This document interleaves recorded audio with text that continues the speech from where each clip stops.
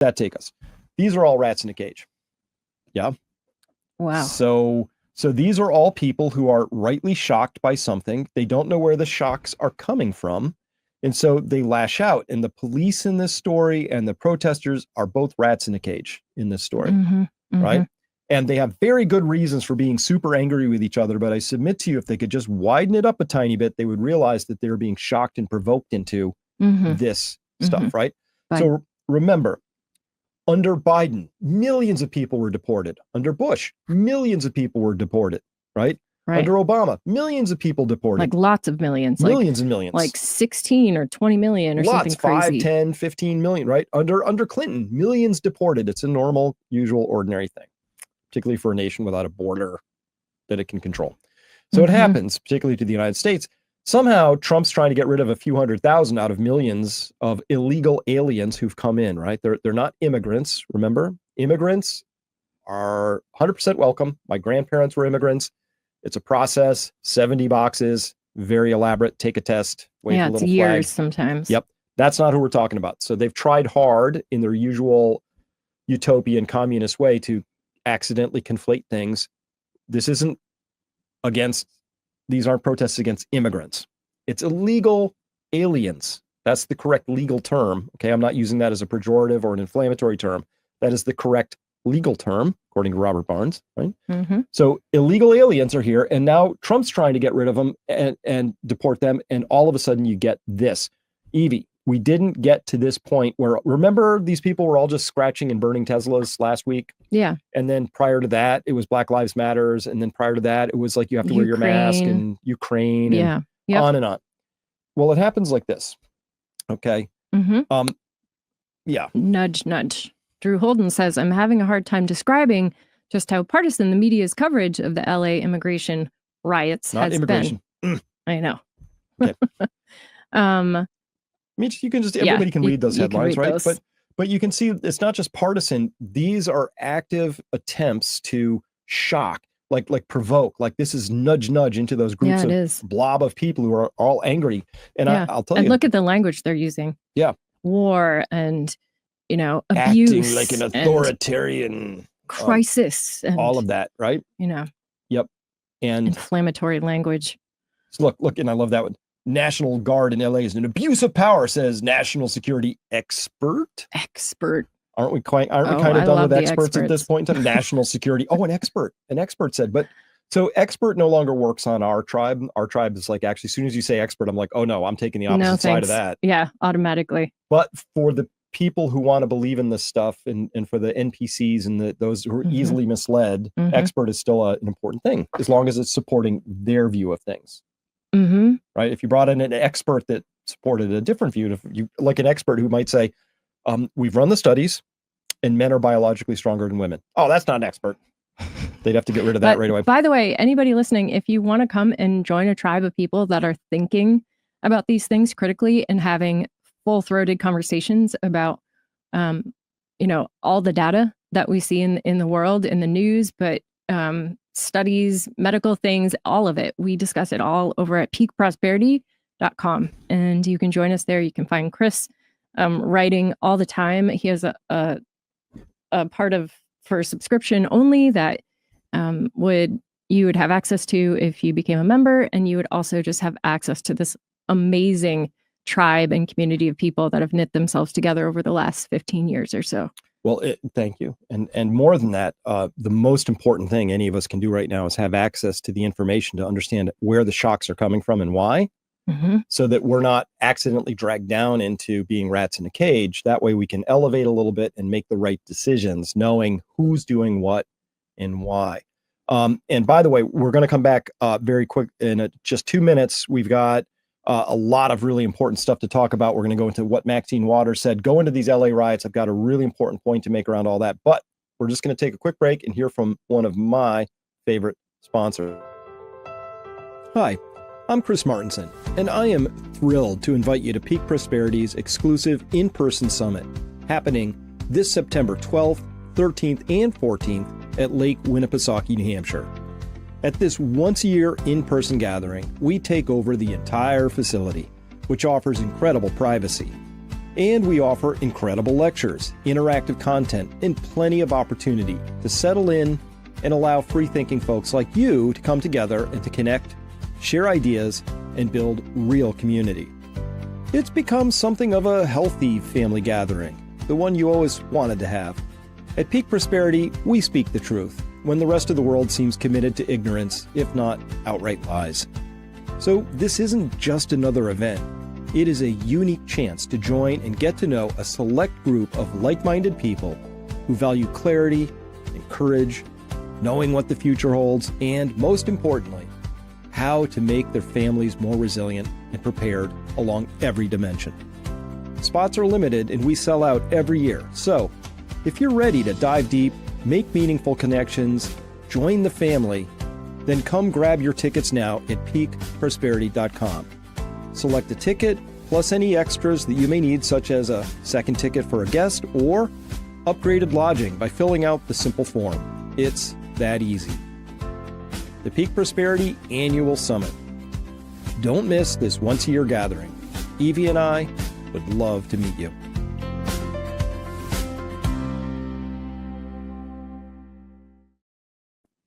I wish that summit was tomorrow. It's one of my favorite times. And we need to get together and have the resonant analog conversations with each other and talk about these things. We do.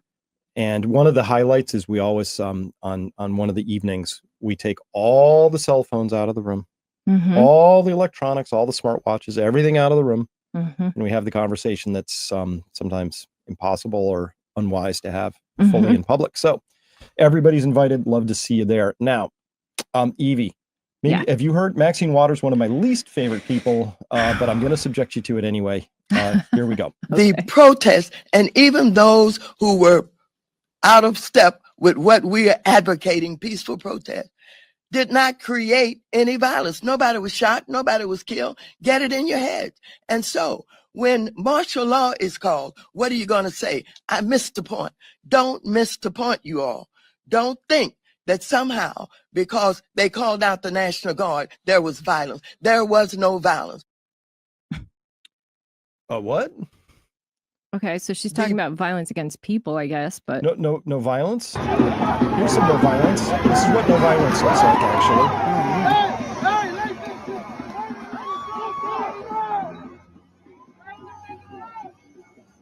Oh my gosh.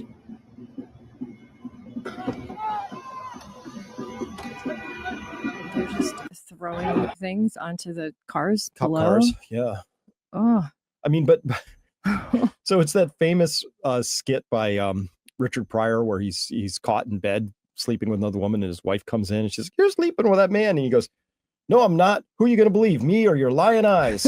Right? Yep. Maxine Waters. There was no violence, right? How about this? How about this? Hillary Clinton. Look at this. Oh, what does she have to say? Let's see.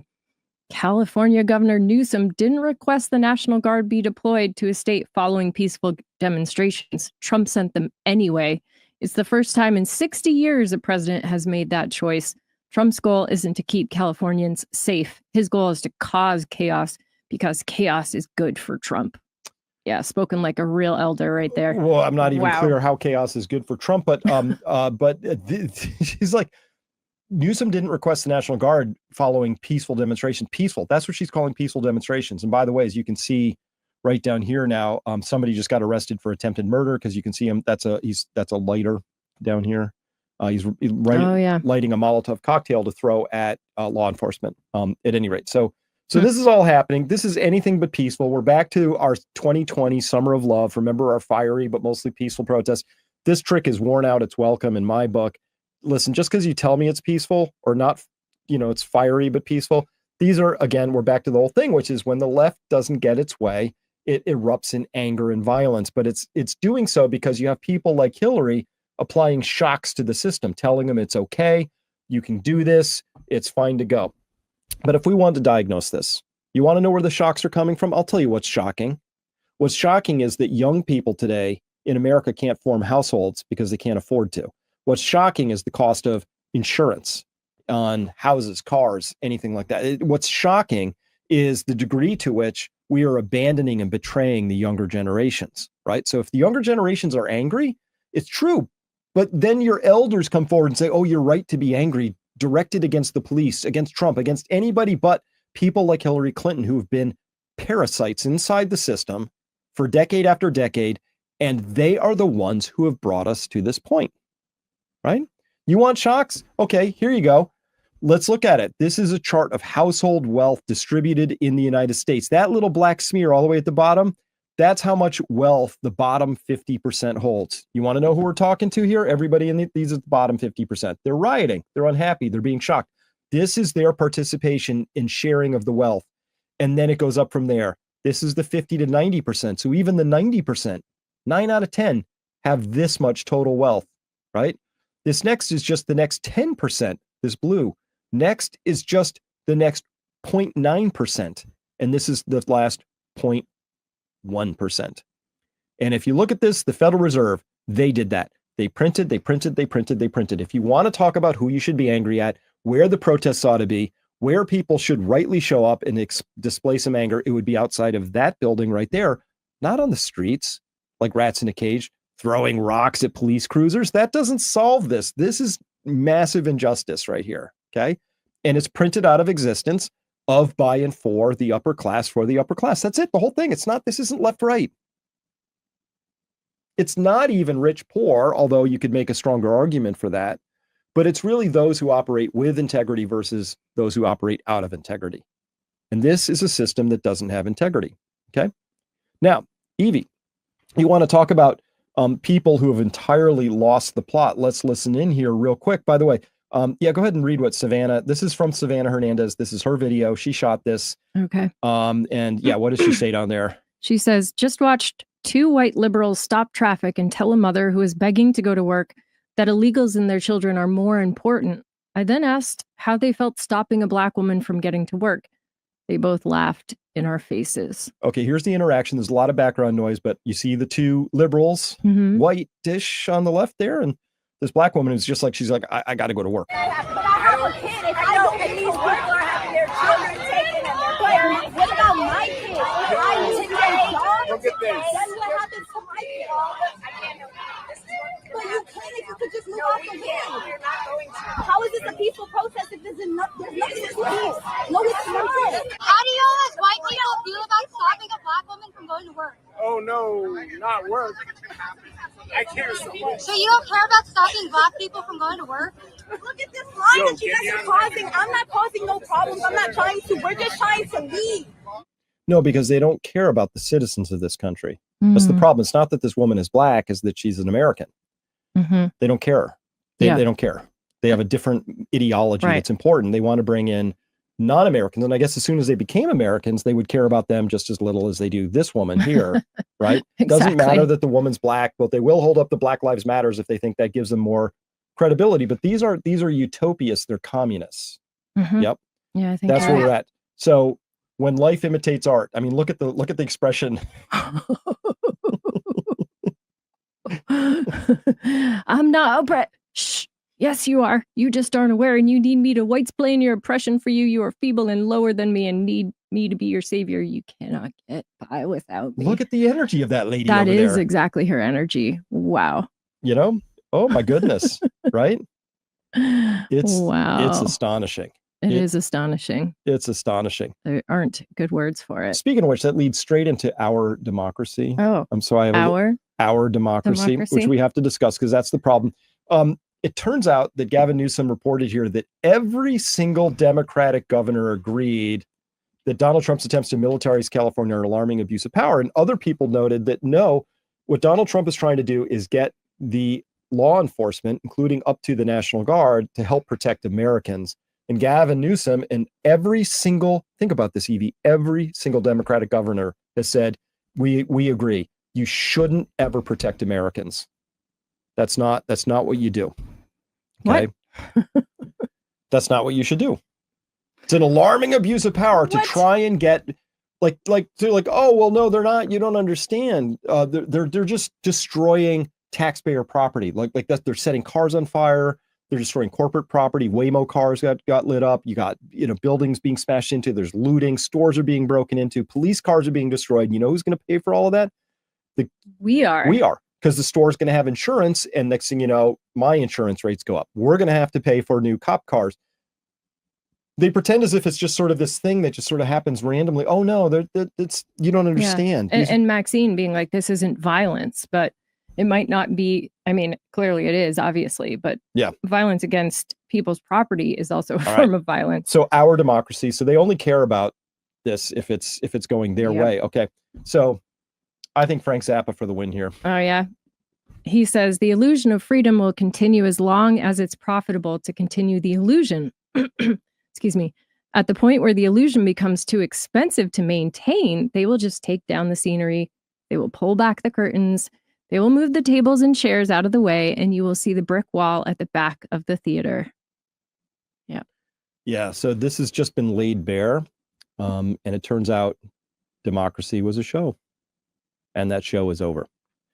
And so I talked about this a while ago. This is fun. This is not fun, but you got to take your fun where you can have it. Right? Fun. So remember in 2020, Wisconsin had the famous, well, that's fraud. That makes an F. That's the fraud chart right there, right? At 2:30 in the morning, magically 100% of all the counted votes and just enough needed put Biden over Trump in Wisconsin. So Wisconsin obviously is a terrible state that has corrupt, broken voting processes, if not machines. And remember this, Evie? So today, so this is the woman who was voted in, Susan Crawford, the projected winner in 2025, the projected winner of the race for Wisconsin State Supreme Court. Right? Remember this? I do. Wisconsinites fended off an unprecedented attack on our democracy. Our democracy. That's so pathetic. Fended off an attack on our democracy. Right. Our fair elections and our Supreme Court. And Wisconsins stood up and said loudly that justice does not have a price. Our courts are not for sale.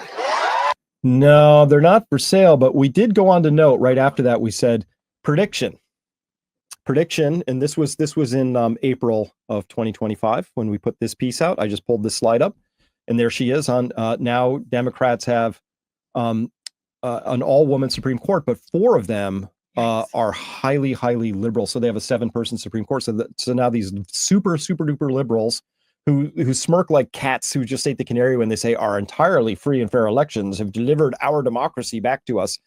Obviously, that's just junk, right? So the prediction was we're going to see some legally untethered activist decisions. Well, this just came out. What? Okay, so Carrie goes on to say, in case you didn't believe it, when people were talking about how liberal the Wisconsin Supreme Court could get after the election, they just got unanimously overturned by the Supreme Court in a religious liberty decision written by Justice Sotomayor of all people. The most liberal of all possible judges. They even got spanked. They were so liberal and cray-cray, they got spanked by Sotomayor. So I'm just saying that's... Yeah, if you've lost every single Supreme Court justice, maybe that should be a wake-up call. The 4 liberal Wisconsin judges can't say that they weren't warned, because they were by their conservative colleagues. Don't expect this 9-0 smackdown to temper the unrestrained ambitions of Wisconsin. I can't say that word today. Wisconsin's 4 left-wing justices. Wow. So far astray, Sotomayor even reversed it. Crazy. But here's the thing. Stolen elections have consequences.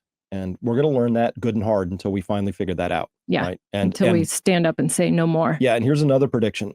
Until or unless the United States gets clear elections again, and the only thing I'll trust will be paper-based ballots, day of counting. That's it. Right? Everything else is just a riggable shenanigan.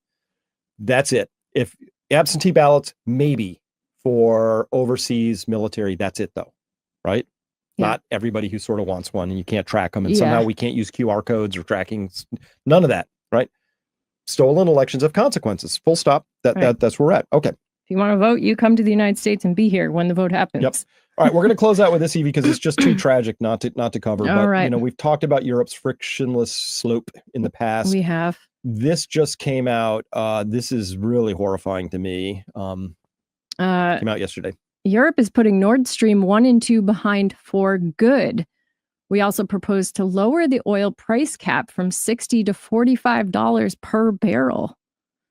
Oil is 1/3 of Russia's government revenues. We need to cut this source. We'll discuss how best to coordinate with partners at the G7 summit. Oh, and then you got a picture down there, which Whoa. is Collis on the left and Ursula von der laying, sorry, there in her red, traditional red. But these two ladies are doing immeasurable damage. Like, oh, this 18th package of sanctions, that ought to do the trick. And by the way, putting Nord Stream 1 and 2 behind for good. Don't they need that? That's cheap gas. They've just said, oh, we don't need cheap gas. It's so important to us to finally to spank Russia. Basically. The 18th time ought to do the trick. The 17 others didn't work. In fact, it made Russia stronger. So they have no explanation for why this time it'll work. But the hubris to think that they can lower the price of oil just by fiat, by diktat. We'll just declare oil's 45 a barrel.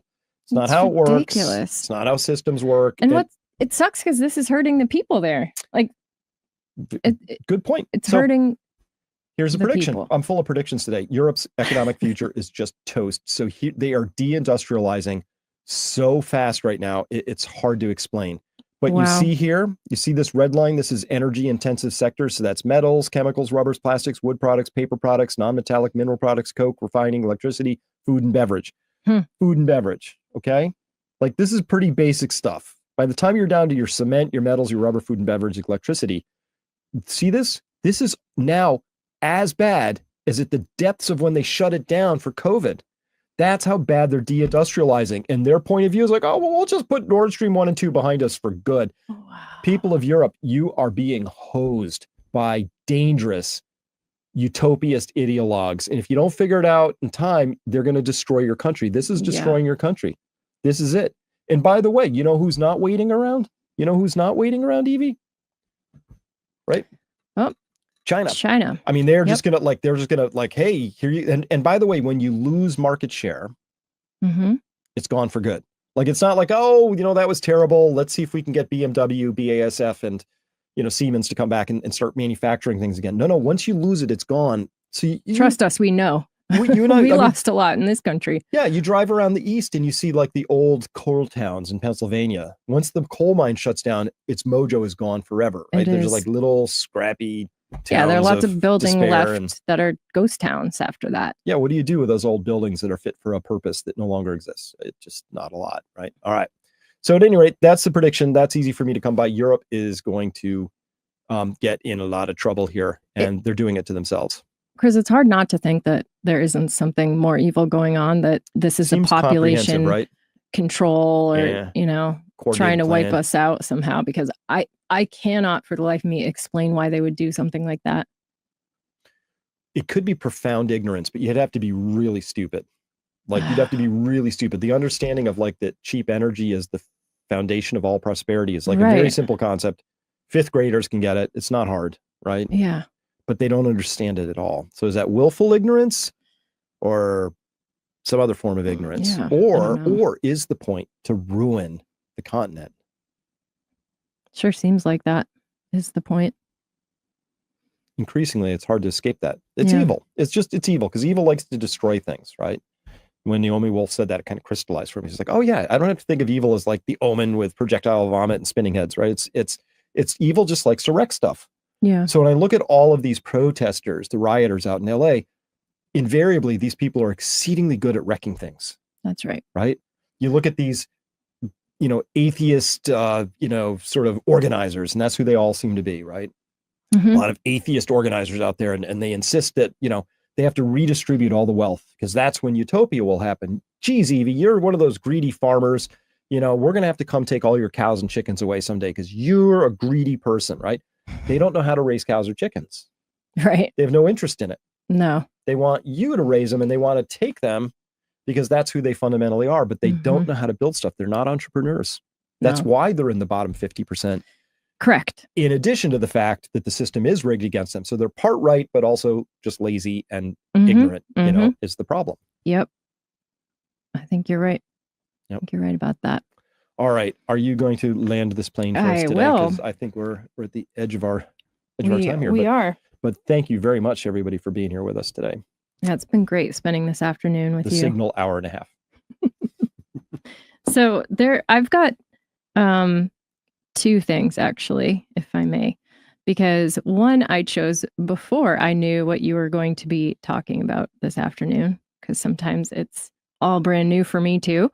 And the other one I had chosen earlier today, which is by Rainer Maria Rilke. I'm not very good at pronouncing his name, but anyway, says, "Be patient toward all that is unsolved in your heart, and try to love the questions themselves, like locked rooms and like books that are now written in a very foreign tongue. Do not now seek the answers which cannot be given you, because you would not be able to live them. And the point is to live everything. Live the questions now. Perhaps you will then gradually, without noticing it, live along some distant day into the answer." And the other one is called In the Meantime. And this one seemed more appropriate based on what we talked about today. "Meanwhile, flowers still bloom, the moon rises in the sun, babies smile, and somewhere, against all the odds, two people are falling in love. Strangers share cigarettes and jokes. Light plays on the surface of water. Grace occurs on unlikely streets, and we hold each other fast against entropy, the fires, and the flood. Life leans toward living, and while death claims all things at the end, there were such precious times between, in which everything was radiant, and we loved again this world."